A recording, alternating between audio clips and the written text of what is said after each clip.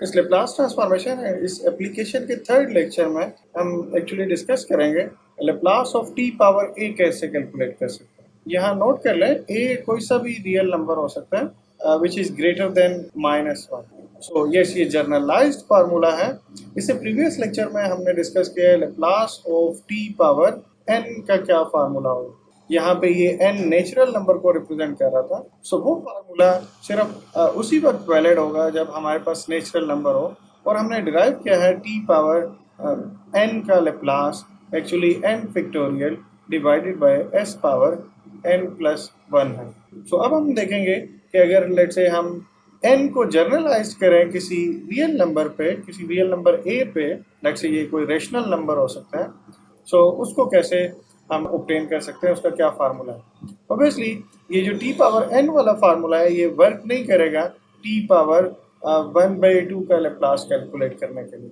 So T power 1/2, T power 3/2 इस type के numbers, rational numbers के लेप्लास कैलकुलेट करने के लिए हम लेप्लास ट्रांसफॉर्मेशन का T power a formula use करेंगे। ओके, सो डेरिवेशन स्टार्ट करते हैं एंड देन मैं इनमें कुछ एग्जांपल्स को भी डिस्कस कर लूँगा। यहाँ नोट कर लें एक important function gamma function actually use होगा इसकी कैलकुलेशन में। By definition Laplace of T power a is equal to integral from 0 to infinite e power minus S T and T power a dt। Obviously Laplace किसी भी function का अगर calculate करना हो तो हम सिंपली क्या करते हैं, e power minus S T के साथ उसे मल्टीप्लाई करते हैं एंड देन इंटीग्रेट कर लेते हैं फ्रॉम 0 to infinite। अगेन जैसे प्रीवियस एग्जांपल में t पावर n की डेरिवेशन में हमने integration by part actually apply की थी। यहाँ पे भी सेम वही टेक्निक अप्लाई करेंगे बिकॉज हमारे पास t पावर a अपीयर हो रहा है। ये अलजेब्राइक फंक्शन है और उसके साथ एक एक्सपोनेंशियल फंक्शन मल्टीप्लाई हो रहा है और इस तरह के इंटीग्रल को हम सॉल्व करने के लिए इंटीग्रेशन बाय पार्ट ही अप्लाई कर सकते हैं। सो फर्स्ट फंक्शन हम t पावर a को कंसिडर करेंगे। So first function as it is and हम सेकंड फंक्शन का इंटीग्रल कैलकुलेट कर लेंगे which is e power S T divided by minus S and then limits 0 and infinite।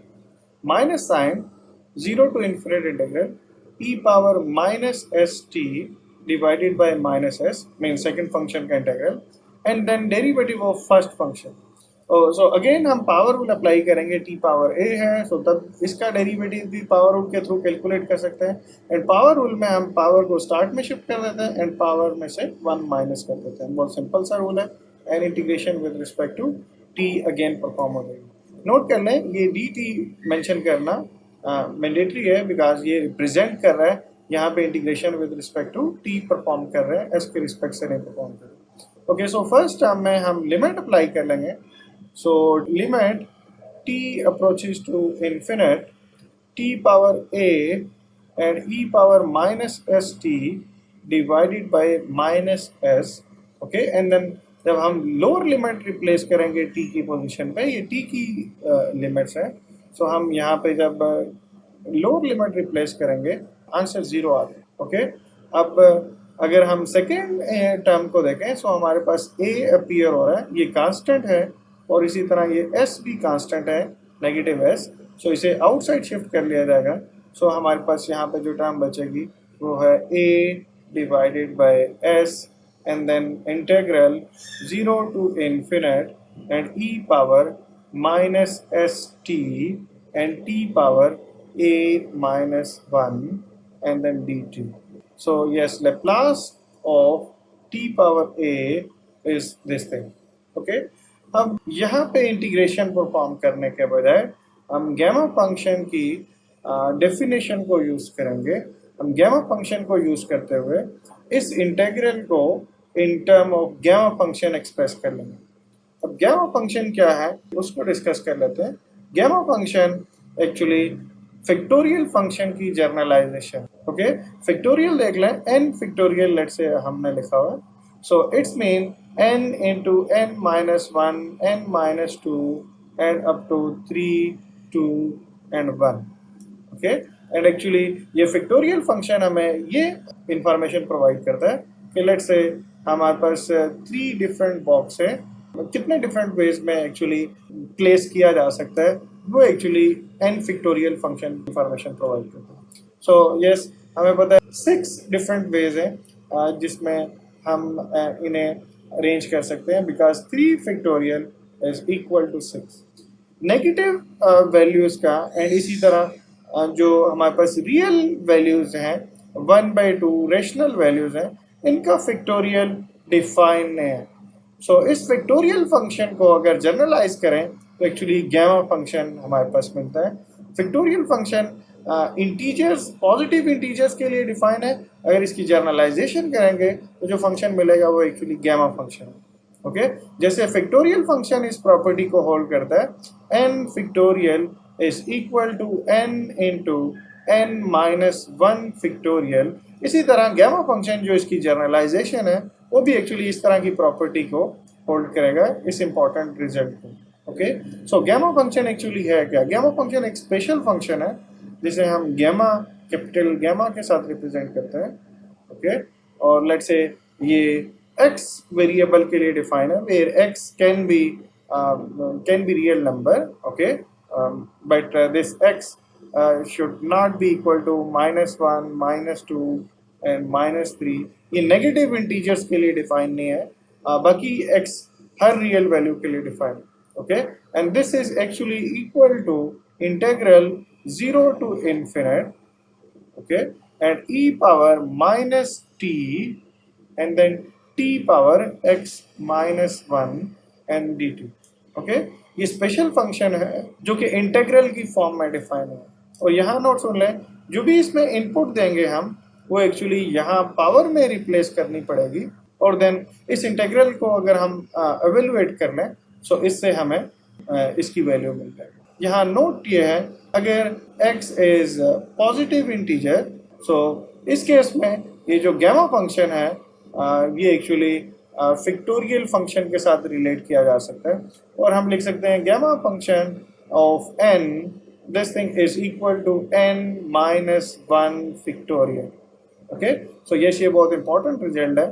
So gamma of n is equal to n minus 1। Okay, एक और important result है, gamma function of 1/2 is equal to √π। Yes, इसे proof किया जा सकता है। किसी और वीडियो में हम इसकी डिस्कशन को डिटेल में डिस्कस करेंगे। गैमा फंक्शन की इवन डिटेल एक वीडियो आपके साथ शेयर करेंगे। Okay, gamma function is a special function which define in term of improper integral. Okay, so अब पॉइंट ये है कि हमने ये सारी डिस्कशन क्यों की है, बिकॉज हमारे पास इस वक्त Laplace transformation of t power a को देखें तो एग्जैक्टली इसी तरह का एक्सप्रेशन हमारे पास अपीयर हो रहा है। जस्ट हमारे पास ये जो s फैक्टर है ये एक एक्स्ट्रा फैक्टर है। अगर इस s फैक्टर को यहाँ से रिमूव कर लिया जाए सो ये एक्चुअली गैमा फंक्शन की ही डेफिनेशन बन जाएगी। सो यस, इस s फैक्टर को हम यहाँ से रिमूव करेंगे और हम गैमा फंक्शन की डेफिनेशन को यूज करते हुए इसके लेप्लास के रिजल्ट को लिखेंगे। ओके, सो दोनों रिजल्ट्स मैंने पैरेलल लिख लिए।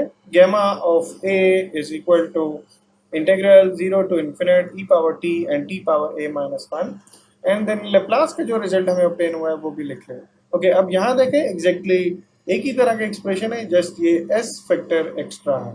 सो इस s फैक्टर को यहाँ से रिमूव करना है एंड हम सब्स्टिट्यूशन को यूज करते हुए, चेंज ऑफ वेरिएबल को यूज करते हुए यहाँ से इस टर्म को रिमूव कर सकते हैं। सो सिंपली मैं एक न्यू वेरिएबल डिफाइन करूंगा, let's say y, and y is equal to st। Okay, मैं इंटीग्रल का वेरिएबल रिप्लेस कर दूँ, बिकॉज यहाँ देख रहे हैं हमारे पास ये जो t वेरिएबल है ये एक्चुअली डमी वेरिएबल है, इसके रिस्पेक्ट से इंटीग्रेशन परफॉर्म हो रही है। अगर मैं इसकी जगह पे y भी रिप्लेस कर दूं तो यस, रिप्लेस किया जा सकता है। यहाँ पे जो गैमा के इनसाइड जो वेरिएबल है वो एक्चुअली यहाँ टॉप पे अपीयर हो रहा है। So yes, when t approaches to 0, y approaches to 0, so जो हमारी t की लोअर लिमिट है y की लिमिट भी एग्जैक्टली 0 ही होगी, and when t approaches to infinite y approaches to infinite. Okay, and then dt अगर कैलकुलेट करें ये differential element, so dt is equal to 1/s and dy आ गया। ऑब्वियसली s को यहाँ लेफ्ट साइड पे डिवाइड कर लिया है, दोनों साइड पे डिफरेंशियल ले लिया। So with this substitution, okay, अगर मैं ये जो इनसाइड इंटीग्रल है इसकी ट्रांसफॉर्मेशन में, इसे अगर सिंप्लीफाई करूं, so we can write Laplace of t power a, this thing is equal to a divided by s, an integral which is running from 0 to infinite, and e raised power minus y, okay, because S T को Y put कर लिया, okay, and यहाँ से T में भी हमने relation put करना है, टी को भी इन टर्म ऑफ वाई लिखना है, so T is obviously Y by S, so yes Y by S whole power A minus one, and then D T की रिप्लेसमेंट में हमने D Y by S replace कर दिया, okay. So अब इसको अगर सिंप्लीफाई करें, सो एस हमारे पास एस पावर ए यहाँ से आ जाएगा, और एक एस की टर्म इसके साथ कैंसिल आउट हो जाएगी, ये नेगेटिव टर्म, सो आउटसाइड पे हमें मिलेगा A and divided by S power A plus one, एक पावर पहले थी, एस का फैक्टर एक पहले था, और एस पावर ए भी आउटसाइड आ गया, ओके। एंड जो रिमेनिंग टर्म हमारे पास यहाँ बचेगी, that is actually gamma of A, because अगर आप इन दोनों एक्सप्रेशन को कंपेयर करें, सो एग्जैक्टली सेम है, जस्ट हमारे पास डमी वेरिएबल चेंज है। सो अगर लेट्स से मैं इसे y की फॉर्म में भी लिख लूँ, ऑब्वियसली इंटीग्रेशन परफॉर्म हो जानी है इस वेरिएबल के रिस्पेक्ट से, सो यस मैं इस रिजल्ट को y की फॉर्म में भी लिख सकता हूँ, और एग्जैक्टली अब ये s को अगर आउटसाइड शिफ्ट करें, सो हमारे पास यही चीज़ बचती है। So Laplace of t power a is equal to a gamma function of a divided by s power a plus 1. Okay, so हमने already discuss किया हुआ है कि gamma function actually factorial function की generalization. So जैसे factorial function में हम लिख सकते हैं n plus 1 factorial is equal to n plus 1 and then n factorial. Okay, यहाँ ये नोट कर लें कि रिजल्ट नॉन नेगेटिव इंटीजर्स के लिए ट्रू है। तो गैमा फंक्शन एक्चुअली इसकी जनरलाइजेशन करेगा, और गैमा फंक्शन में हम लिख सकते हैं gamma of A plus one, okay, this thing is equal to A and gamma of A. यहाँ नोट कर लें डिफरेंस है थोड़ा सा, यहाँ पे जो हमारे पास वन वाली टर्म थी वो यहाँ पे भी अपीयर हो रही थी, एंड देन हमारे पास नेक्स्ट टर्म का फैक्टोरियल होता है, बट इस फार्मूला में गैमा फंक्शन में देख ले हमारा ये वन जो है ये हमेशा फार्मूला में यूज होगा, और ए टर्म रिपीट होगी, and gamma of A actually आएगा। तो अगर लेट्स से मैं गैमा ऑफ ए कैलकुलेट करना चाह रहा हूँ, तो इसे पहले मैं ब्रेक करके लिखूंगा फार्मूला कंप्लीट करने के लिए, A minus one and plus one लिखूंगा, बिकॉज यहाँ फार्मूला में मुझे ये एक एक्स्ट्रा प्लस चाहिए, एंड देन अब इससे लिखेंगे A minus one and then gamma function of a minus one. So yes अगर इसको देखें a into gamma of a, so अगर इसको कंबाइन करें, सो यहाँ से लिख सकते हैं gamma of a plus one divided by s power a plus one. So ये हमारा मेन रिजल्ट है। So Laplace transformation of t power a is this thing where a is greater than minus one. So कुछ examples discuss कर लेते हैं। Laplace transformation of t power one by two.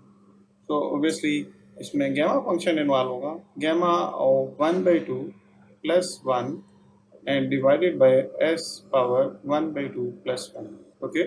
सो अब यहाँ result use कर सकते हैं one by two and gamma of one by two and divided by s power three by two. So gamma of one by two is under root pi.